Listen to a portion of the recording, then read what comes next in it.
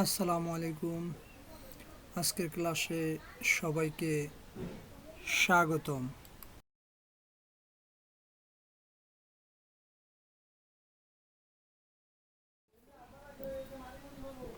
রয়েছি আমি সহকারী শিক্ষক আবু হানিফ, সামন্তসার উচ্চ বিদ্যালয়, গোসাইরহাট, শরীয়তপুর।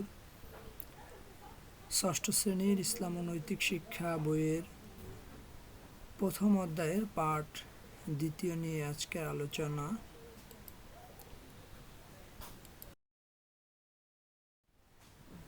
আলোচনা। প্রথমে আমরা একটি ভিডিও ক্লিপ শুনব।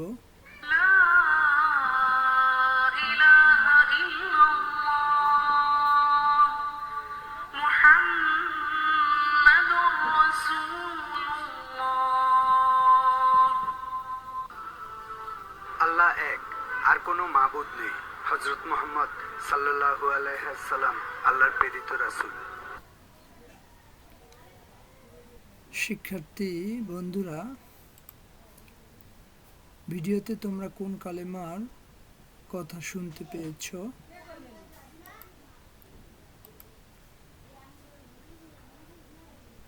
ভিডিওতে তোমরা যেটি শুনতে পেয়েছ সেটি হচ্ছে কালিমায়ে তাইয়্যিবা। লা ইলাহা ইল্লাল্লাহ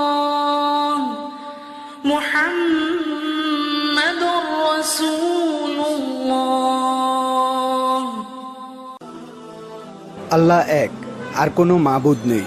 হযরত মুহাম্মদ সাল্লাল্লাহু আলাইহি ওয়াসাল্লাম আল্লাহর প্রেরিত রাসূল।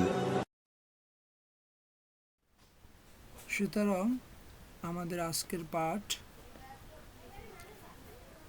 কালিমায়ে তাইয়্যিবা। আজকের পাঠে শিক্ষার্থীরা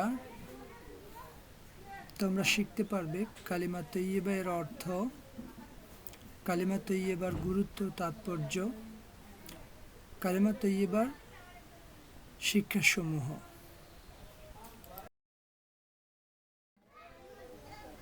নিচের ছবিতে কি লেখা আছে? একটি হচ্ছে আল্লাহ, আরেকটি হচ্ছে মুহাম্মাদুর রাসূলুল্লাহ সাল্লাল্লাহু আলাইহি সাল্লাম। তো এই ছবি দুটির মাধ্যমেই আমরা পাঠের পরবর্তী শিখন কার্যক্রমে এগিয়ে যেতে। কালিমা তাইয়্যিবার পরিচিতি। কালিমা শব্দের অর্থ বাক্য, তাইয়্যিবা এর অর্থ পবিত্র। কালিমা তাইয়্যিবার অর্থ পবিত্র বাক্য। এই কালিমার দুটি অংশ রয়েছে, যা নিয়ে আমরা এখন আলোচনা করব এবং শিখব। প্রথম অংশটি হচ্ছে লা ইলাহা ইল্লাল্লাহ, যার অর্থ হচ্ছে আল্লাহ ছাড়া কোনো ইলাহ বা উপাস্য নেই। শিক্ষার্থী বন্ধুরা, প্রথম অংশের উদাহরণে আমরা একটি পানির গ্লাস ও একটি দুধের গ্লাস দেখতে পাচ্ছি। পৃথিবীতে ইলাহ বা ইবাদতের যোগ্য একমাত্র আল্লাহ। তিনি ব্যতীত আর কোনো উপাস্য হতে পারে না। আরবি শব্দ লা ইলাহ শব্দের অর্থ কোনো ইলাহ নেই, ইল্লাল্লাহ অর্থ আল্লাহ ছাড়া। আমরা কোনো পাত্রে ভালো কিছু নেওয়ার আগে প্রথমে ওই পাত্রটি খালি করে ফেলি, যেন ওই জিনিসটি অন্য কিছুর সাথে মিশ্রিত না হয়। সেরকম একটি উদাহরণ এখানে তুলে ধরা হয়েছে। যেমন একটি গ্লাসে পানি রয়েছে, তুমি যদি ওই গ্লাসে দুধ নিতে চাও তাহলে কি করবে? প্রথমে গ্লাসের পানিটুকু ফেলে দিবে, তাই না? এরপর খালি গ্লাসে দুধ নেবে, গ্লাসে পানি রেখে দিয়ে তাতে দুধ নিলে আর দুধ আর পানি মিশ্রিত হয়ে যাবে, ফলে দুধের গুণাগুণ নষ্ট হয়ে যাবে। তদ্রূপ তাওহীদে বিশ্বাসের জন্য প্রয়োজন পবিত্র অন্তর, অর্থাৎ প্রথমে অন্তর থেকে সব রকমের ভুল ও ভ্রান্ত বিশ্বাস দূর করতে হবে। লা ইলাহা এর দ্বারা এটাই করা হয়, অর্থাৎ অন্তরে কোনো কিছুই নাই, শুধুই আছে আল্লাহ, অর্থাৎ ইল্লাল্লাহ দ্বারা আল্লাহ ব্যতীত কোনো কিছুই নাই, এই বিশ্বাস স্থাপন করা হয়। কালিমা তৈয়বা হচ্ছে তাওহীদের প্রথম বিষয়, ঈমান আনয়নের প্রথম বিষয়। এই জন্য অন্তরকে খালি করে কিছুই রাখা যাবে না, শুধুই থাকবে একমাত্র আল্লাহ।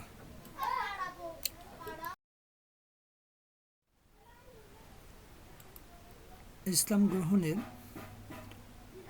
মুসলমান হওয়ার প্রথম শর্ত হচ্ছে এই তাওহীদের বাণী গ্রহণ করা।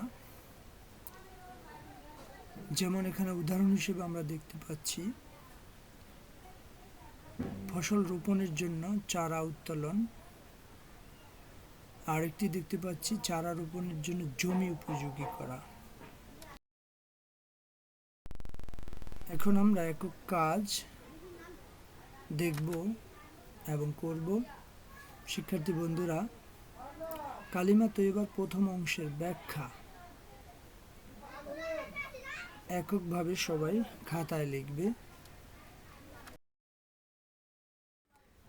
এ পর্যায়ে আমরা দ্বিতীয় অংশে দেখতে পাচ্ছি মুহাম্মাদুর রাসূলুল্লাহ, অর্থ হচ্ছে মুহাম্মদ সাল্লাল্লাহু আলাইহি সাল্লাম আল্লাহর। নিচের ছবিটিতে কি লেখা আছে সবাই দেখতে পাচ্ছ যে মুহাম্মদ কালিমা তৈয়বার দ্বিতীয় অংশের মূল কথা। দ্বিতীয় অংশের উদাহরণ হিসেবে আমরা দেখতে পাচ্ছি ফসলের চারা রোপণ। প্রথম অংশে আমরা অন্তরকে প্রস্তুত করেছি এবং ফসলের জমি প্রস্তুত করা দেখেছি। এ পর্যায়ে দ্বিতীয় অংশে রয়েছে ফসলের চারা রোপণ। প্রস্তুত করলে যেরকম চারা রোপণ করতে হয়, ঠিক আল্লাহ তাআলাকে গ্রহণ করলে আল্লাহর রাসূলকে মেনে নিতে হয়। দ্বিতীয় অংশে আমরা সেরকম একটা দৃষ্টান্ত দেখতে পাই এবং এই দ্বিতীয় অংশে রাসূলকে যেরকম মেনে নিতে হয়, অর্থাৎ আল্লাহর পরিচর্যা, আল্লাহর বিধান মানা, আল্লাহর রাস্তায় পরিচালনার জন্য দিক নির্দেশনা দিবে হযরত মুহাম্মদ সাল্লাল্লাহু আলাইহি সাল্লাম। যেমন জমি প্রস্তুতের পরে এই জমিকে পরিচর্যা করতে হবে,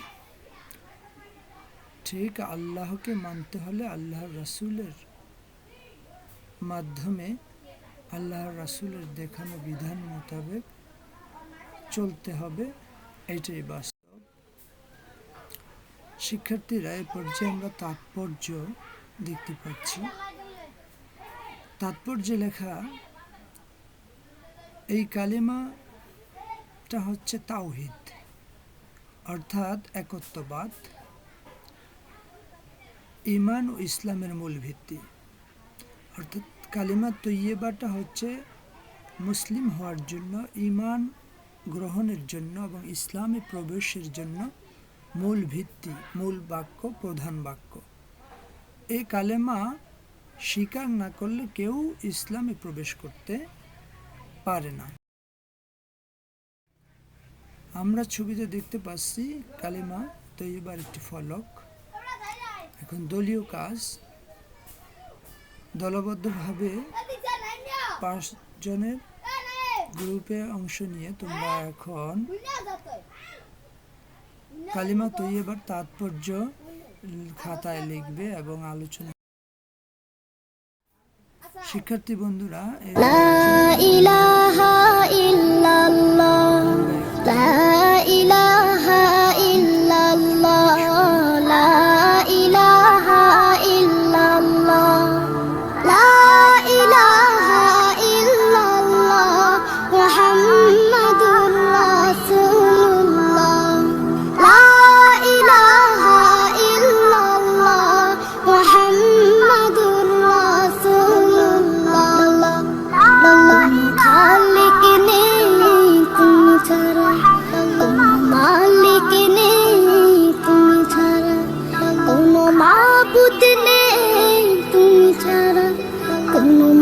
সুখ নেই তুমি ছাড়া। এই জীবনে তোমার মতো আপন আর কেউ না। এখানে ওখানে সবখানে শুধু তোমাকে খুঁজে বেড়াই। তোমার ফিকির মন হয় উতলা।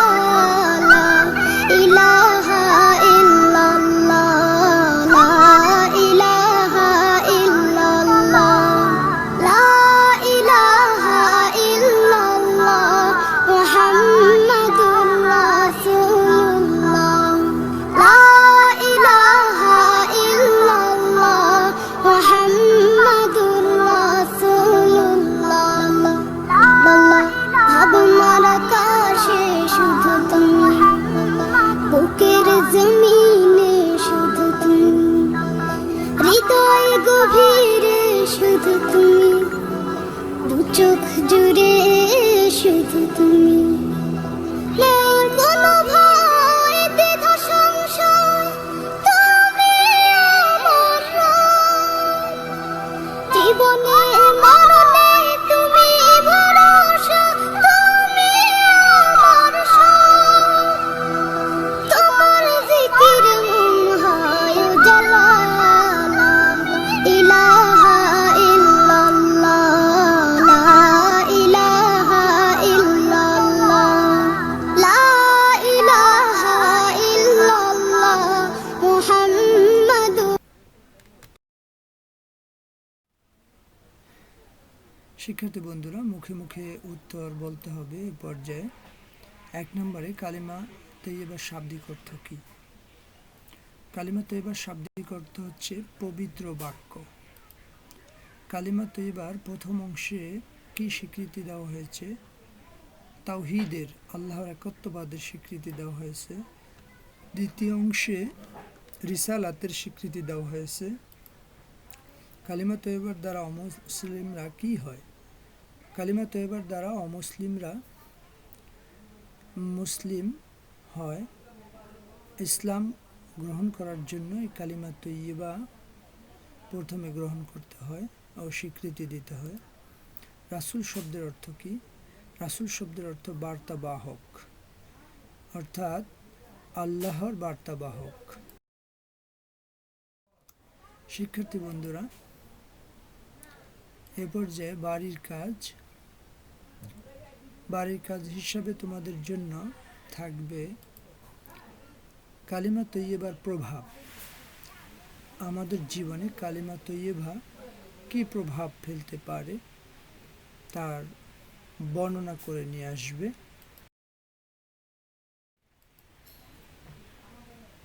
শিক্ষার্থী বন্ধুরা, আজকের জন্য এই ক্লাসের সমাপ্তি টানছি। দেখা হবে পরবর্তী ক্লাসে। আসসালামু আলাইকুম।